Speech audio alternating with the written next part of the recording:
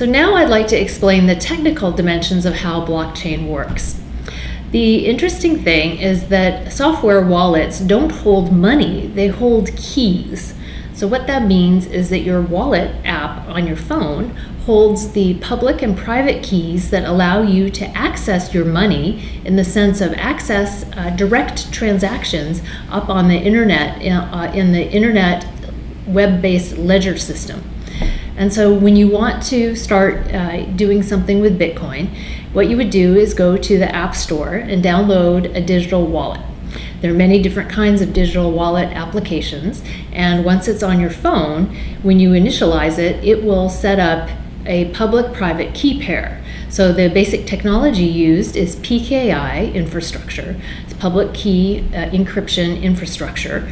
And so what this means, there's a pair, a public key, a 32-character alphanumeric address that's your personal Bitcoin address, and then a corresponding private key that you don't see, that only the software plumbing of the internet sees when you're trying to submit a transaction.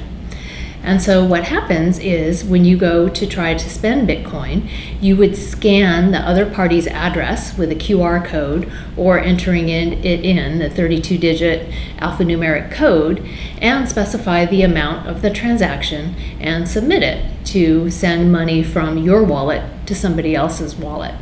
And then the internet software will confirm that you indeed have the money available in your account, in your ledger balance, and it will transfer it to the balance of the other address that you specify.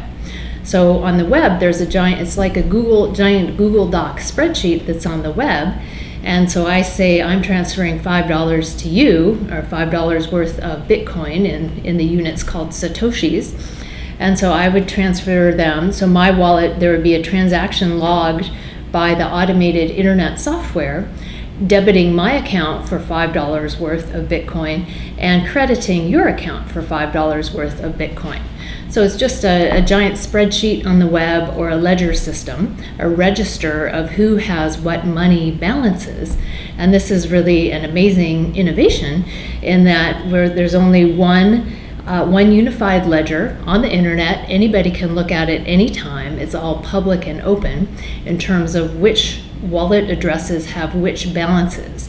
It's called pseudonymous in the sense that you can see that a certain wallet address, this 32-character address, has this amount of Bitcoin in it, but it's unknown what personal entity this 32-character address might correspond to. So it's called pseudonymous. It's not completely anonymous, but it's also not identified that it's me, my name, with this $5 wallet balance. And so then then what happens is when you submit a transaction, it can take several minutes for the transaction to confirm as the mining block confirms that transaction. And I'll be explaining mining in more detail later. But once the transaction confirms, you can look up and see that record on the blockchain, and your wallet has been debited for that amount. So the key thing that we need to remember now in this kind of era is that for digital hygiene or digital numeracy, we need to back up our keys. So just like we back up our data, we need to back up our keys, our private keys that allow us to access our wallet balance. And this is quite difficult for us humans. We are not good about backing up any of our data. And so sometimes the wallet has a backup mechanism. And this is a new kind of thing that we need to be aware of in the digital era. So for example, when you lose your phone or drop it in the water, you may lose your private keys that allow you to access that Bitcoin.